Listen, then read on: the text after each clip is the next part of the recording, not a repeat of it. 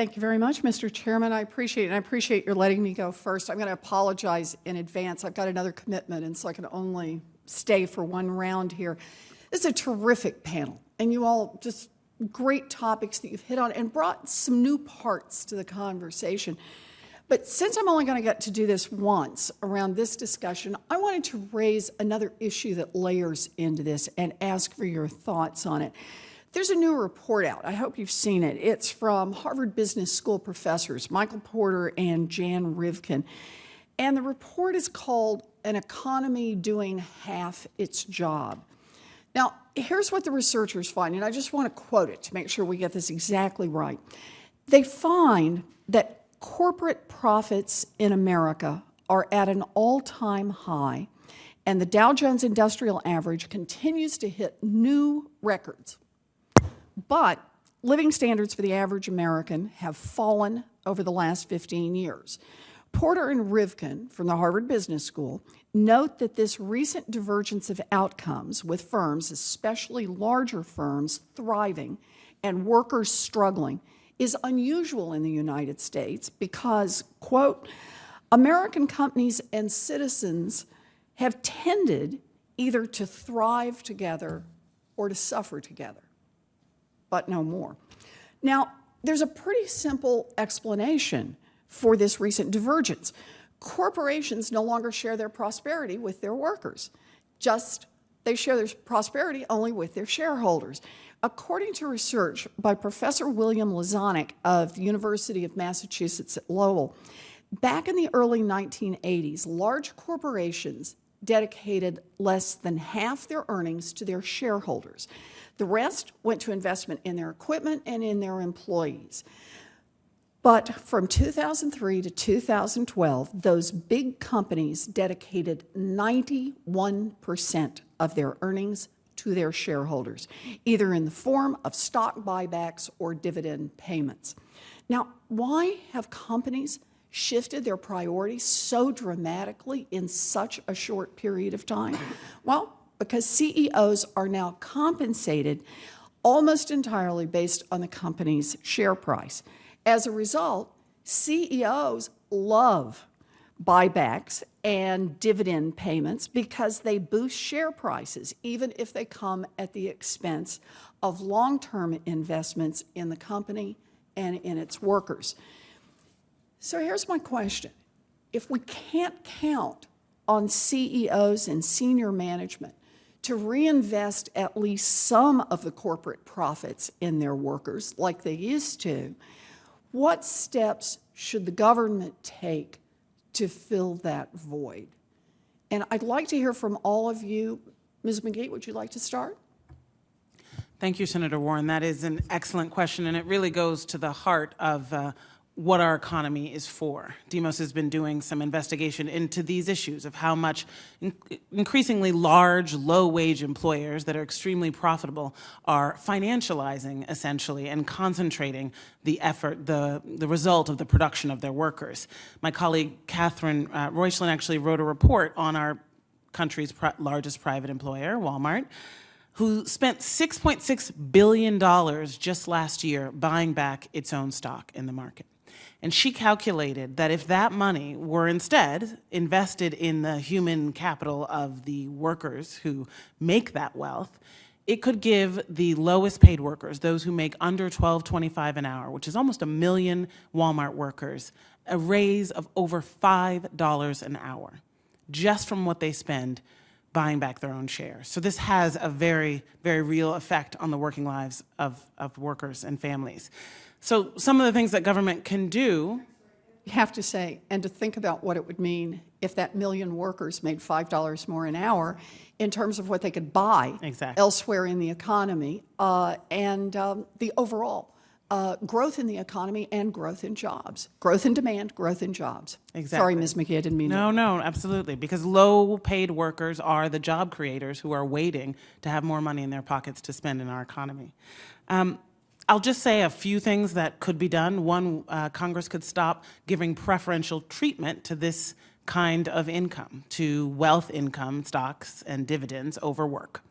It's important to remember that less than half of Americans own any stock at all. So when we give this preferential treatment, we have to remember to whom it's going.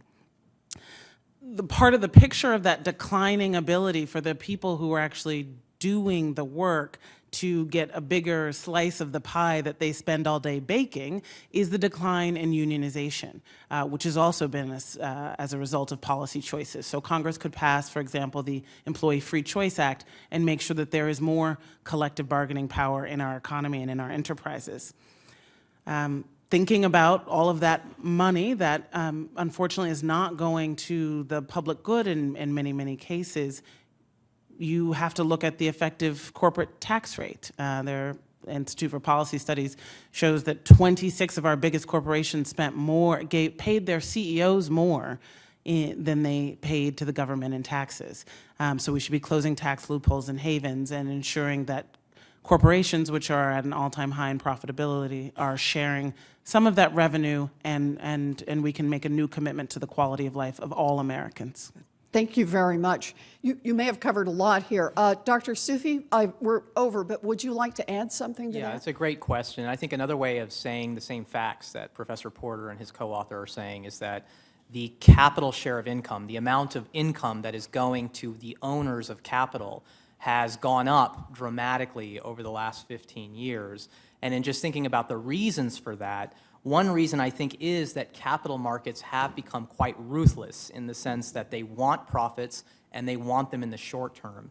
And I think, Senator Warren, you're exactly right that we may worry, and I think there is research to back this up, that it excessively leads managers to focus on short-term gains rather than more longer-term investments, such as job training, such as trying to boost the productivity of their workers, which I think is the best way ultimately to try to get wages and income up. So I think going forward, as I mentioned before, I think expansion of the earned income tax credit, I think public infrastructure projects, it's amazing to me the consensus among people, economists, even economists at the University of Chicago who I sit down at lunch with, who we would all consider quite right-leaning, say, look, interest rates are zero, basically, and there may be very good infrastructure projects to do. It may help with this labor share problem. And it seems like that consensus is not here on Capitol Hill, but you definitely see it among economists. I think those are the solutions I would point to. Thank you. Ms. Viek, would you like to add to it? I'd like to just repeat or sort of say, certainly closing the tax loopholes and reinvesting in human capital. Small business entrepreneurs it's human capital, and that's what communities need today. I think also looking at perhaps, and this doesn't quite address what you're saying, but there are funds that could be used to help deal with this home equity issue, which has a huge impact, and then also reducing student debt.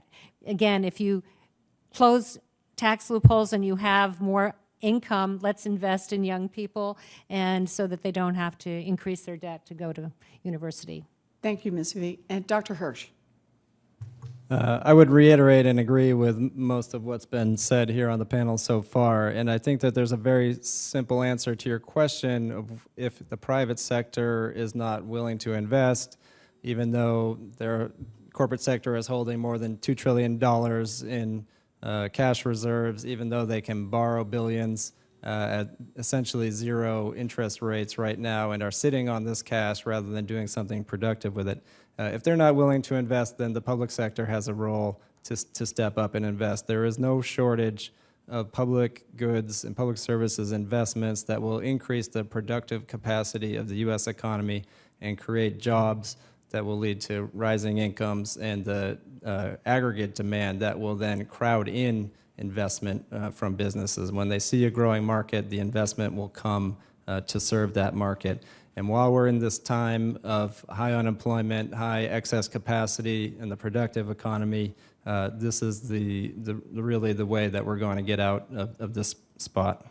Well, thank you very much. Those are very, very thoughtful answers, and I very much appreciate it. You know, my Republican colleagues like to say a rising tide lifts all boats. And what they're saying is if we create the environment where corporations and investors thrive, then working families will thrive too.